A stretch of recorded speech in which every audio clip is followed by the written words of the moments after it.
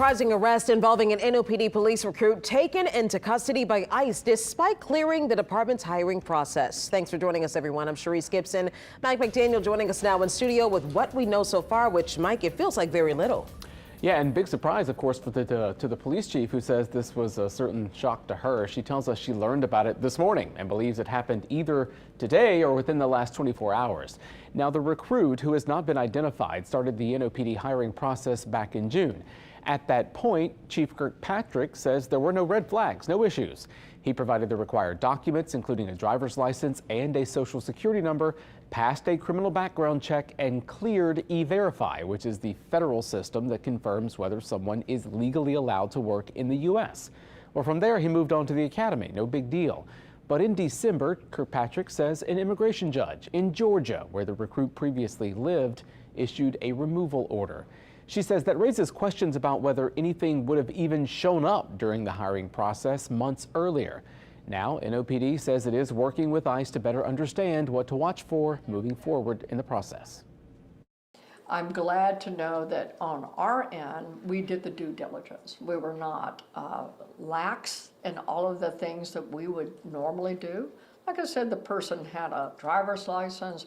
They'd been here in our country for 10 years. Kirkpatrick says to her understanding, the recruit will not receive a bond hearing and the removal process is already underway. Sharice, we did reach out to DHS and ICE to get a lot more information, or even just a little bit. We have not heard back. Yeah, we're not getting a lot of information in cases like this, but this is a really rare case, and it's a story that raises questions about hiring requirements and immigration status. Whitney Miller is live for us outside of NOPD's headquarters tonight, kind of breaking down how someone can be cleared to work, Whitney, and still face removal proceedings months later. Yeah, Sharice, the case reveals questions far beyond just this one recruit, especially about what legal status actually means and how the immigration process can shift even after somebody is hired.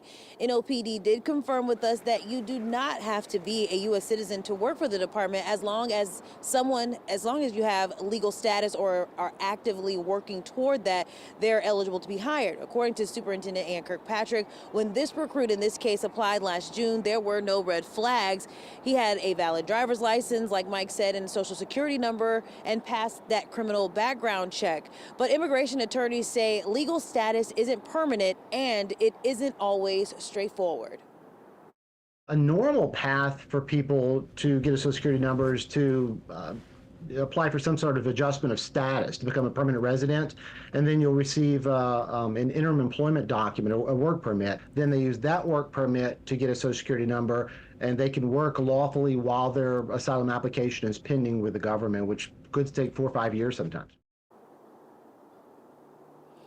Now, that pending status, it can change or even expire, and experts say someone can fall out of legal status months later or face a removal order tied to a separate immigration proceeding, even without a criminal conviction.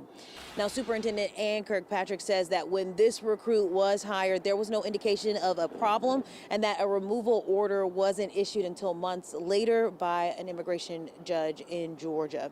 Reporting live in New Orleans, Whitney Miller, WWL, Louisiana.